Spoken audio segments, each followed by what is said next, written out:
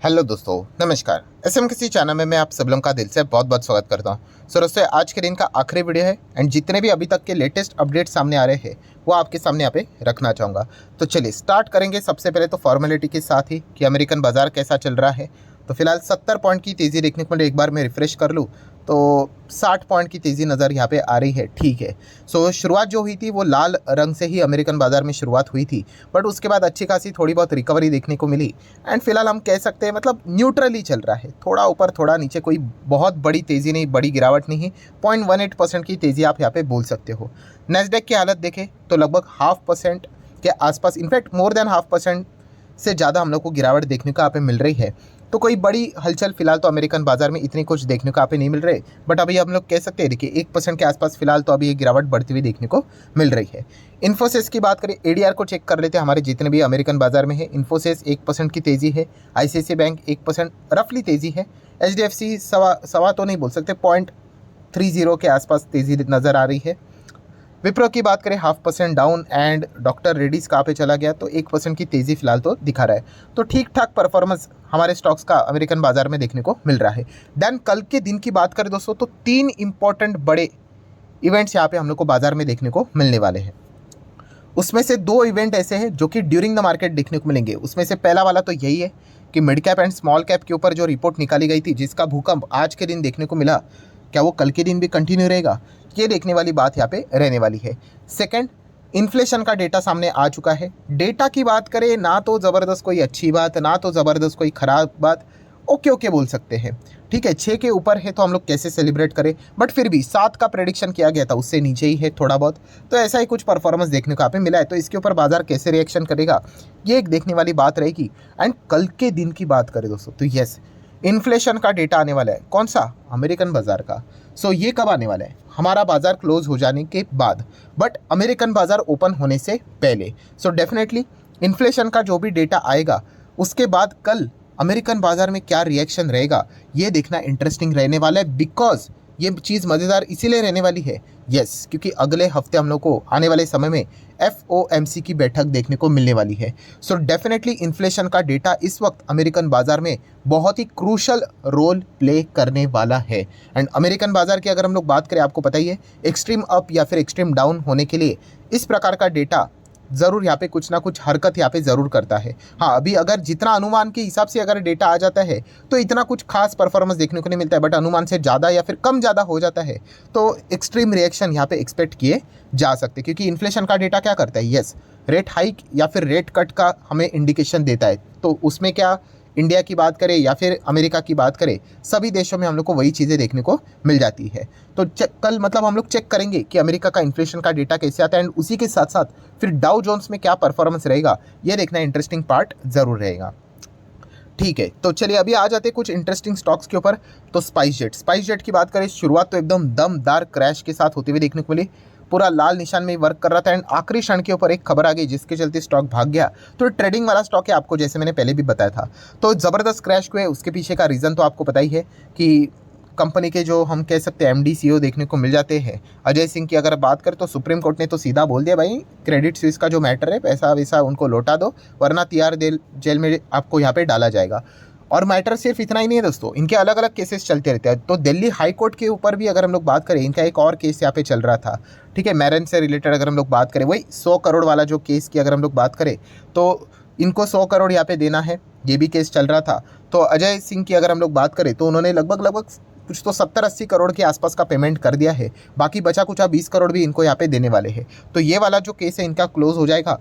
And plus उसी के साथ साथ जो दूसरा केस है, कौन सा, क्रेडिट स्विस वाला, तो सुप्रीम कोर्ट ने भी उनको टाइम दिया, शायद से 15 सितंबर तक का कुछ टाइम दिया है। तो अजय सिंह की ओर से यहाँ पे स्टेटमेंट आया कि उन्होंने कहा कि क्रेडिट स्विस वाला मामला भी वो यहाँ पे सेटल डाउन करेंगे। ऑब्वियसली तिहाड़ जेल किसको जाना है, क्योंकि सुप्रीम कोर्ट बहुत ही ज़्यादा गुस्से में हम लोग को देखने को यहाँ पे मिला है। सो जैसे ये खबर हम लोग को देखने को मिली तो स्टॉक थोड़ा बहुत यहाँ पे खुश होते हुए देखने को मिला, बट ये टेम्पररी खुशी है जो कि ट्रेडिंग के लिए फ़ायदेमंद होती है, इन्वेस्टमेंट के लिए नहीं। पेटीएम की बात करें, ठीक है, आज के दिन तो पूरे छोटे मोटे स्टॉक्स में लाल निशानी देखने को मिला। 4.5% की गिरावट या फिर 4.25% की गिरावट जैसे चाहे आप बोल सकते हो पेटीएम में देखने को मिली। बट एक अच्छी खबर मैनेजमेंट की ओर से देखने को मिली है। कंपनी के जो CFO है उन्होंने कहा है कि भविष्य में कोई भी फंडिंग की ज़रूरत पेटीएम को यहाँ पे नहीं पड़ेगी, बिकॉज वो कॉन्फिडेंट है आने वाले समय में पेटीएम इतना अच्छा परफॉर्मेंस करेगा, बिजनेस रन करेगा कि फ्री कैश फ्लो वो जनरेट कर पाएगा। सो फ्री कैश फ्लो रहेगा तो फिर कोई पैसों की ज़रूरत नहीं पड़ेगी, तो खुद से ही ये बिजनेस को रन कर पाएंगे। तो एक बड़ा स्टेटमेंट उन्होंने बोला है। तो ऑब्वियसली ऐसे बड़े बड़े स्टेटमेंट तो आते रहते हैं, बट हकीकत में क्या ये चीज़ वर्क कर पाएगी? सो इसके लिए तो पहले तो कंपनी को प्रॉफिटेबल होना पड़ेगा और लगातार प्रॉफिटेबल होना पड़ेगा और उस प्रॉफिट को रिटेन करना पड़ेगा, तब जाके फ्री कैश फ्लो जनरेट हो पाएगा। तो ये देखने वाली बात यहाँ पे ज़रूर होगी, बट स्टेटमेंट तो कमाल का देखने को मिला है। देन दोस्तों अभी अभी आज ही के दिन की अगर हम लोग बात करें, इसके ऊपर मैं अलग से वीडियो भी बना चुका हूँ। येस, डीजल से रिलेटेड जो खबर देखने को मिली थी, जो कि नितिन गडकरी जी ने बोला है कि हाँ भाई, डीजल से रिलेटेड डील करने वाली जितने भी कंपनियां हैं, पैसेंजर व्हीकल जो बनाते हैं, कम कर दो प्रोडक्शन या फिर बंद ही कर दो तो अच्छा यहाँ पे रहेगा। अगर प्रोडक्शन वैसे ही चलता रहा तो 10% का एडिशनल जीएसटी हम लोग लगा सकते हैं, ऐसी मतलब वार्निंग उन्होंने यहाँ पे दी है। सो उसके बाद टाटा मोटर के ओर से दोस्तों एक बड़ा बयान आते हुए देखने को यहाँ पे मिल चुका है। सो टाटा मोटर के जो एमडी है, उनको यहाँ पे पूछा गया कि आपका क्या कहना है इसके ऊपर, क्या आप इसके चलते अपना प्रोडक्शन क्या कोई कम करोगे? तो टाटा मोटर के एमडी ने बोल दिया है कि ऐसा वो कुछ भी करने वाली नहीं। उन्होंने कहा कि भाई हम तो डीजल के जो गाड़ियाँ हैं वो यहाँ पे बनाते रहेंगे अनटिल डिमांड यहाँ पे रहता होगा तब तक।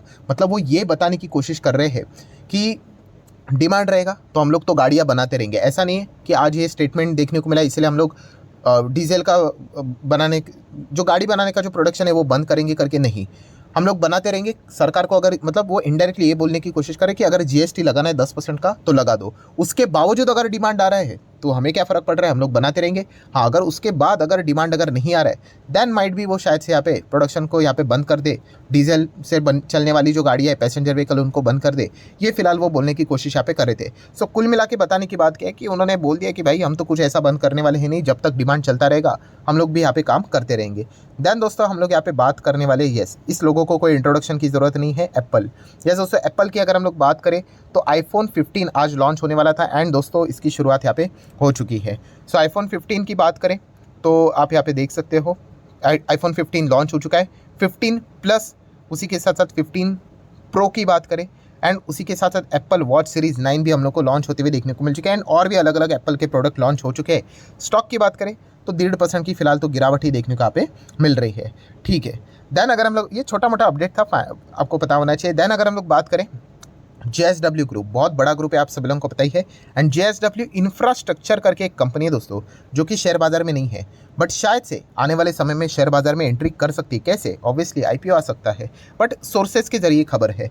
सो बताया जा रहा है कि by the end of this month, मतलब सितंबर, JSW इंफ्रा माइट भी आईपीओ ला सकता है। 2800 करोड़ का इतना बड़ा आईपीओ ये रहने वाला है। सो देख लेते हैं खबर सच होती है भी या नहीं, बट अगर खबर सच हो जाती है तो बहुत बड़ा आईपीओ हम लोग को बाजार में आते हुए देखने को यहाँ पे मिल जाएगा। नियर बाय 3000 करोड़ का आईपीओ रहेगा। ठीक है, सो देख लेते हैं आगे क्या होता है करके। देन हम लोग बात करेंगे दोस्तों वोडाफोन आइडिया, तो इनकी तो हालत ख़राब ही आप सभी लोगों को पता ही है। मैक्सिमम चार्ट पैटर्न भी देखेंगे तो कुछ यहाँ पे चलने रहे। हाँ ठीक है, इसको सर्वाइव करने की कोशिश यहाँ पे की जा रही है। कोई बिजनेस तो यहाँ पे हो नहीं रहा है, लगातार इनके कस्टमर चले ही जा रहे हैं और इतना ज़्यादा लोन इनको यहाँ पे पे करना है, बाप रे बाप, इसको पे करना है, उसको पे करना है, इसके बाद इसको पे करना है, उसको पे करना है। तो ये बिज़नेस कब करेंगे? लगातार कस्टमर चले ही जा रहे हैं। एयरटेल एंड जियो इसका फ़ायदा उठाते ही जा रहे हैं। सो अभी इनको एक टेम्पररी कुछ तो पेमेंट करना है। ठीक है, अभी इनके ऊपर बहुत लोन है तो कुछ तो टेम्पररी, मतलब अभी तक अगर उन्होंने पे नहीं किया, एक डेडलाइन सामने आया हुआ है। ठीक है, ज़्यादा डिटेल में नहीं जाएंगे, ऊपर ऊपर से समझना है क्योंकि हम लोग इसको ज़्यादा ट्रैक नहीं करते। सो एक डेडलाइन है, जब तक अगर ये पे नहीं करेंगे तो शायद से कंपनी का चलना भी मुश्किल हो सकता है। ठीक है, इनके असेट्स भी बेचे जा सकते हैं, इस प्रकार की हालत यहाँ पे हो सकती है। तो इसीलिए वो बैंक्स को अप्रोच करने वाले, कौन? वोडाफोन आइडिया वाले।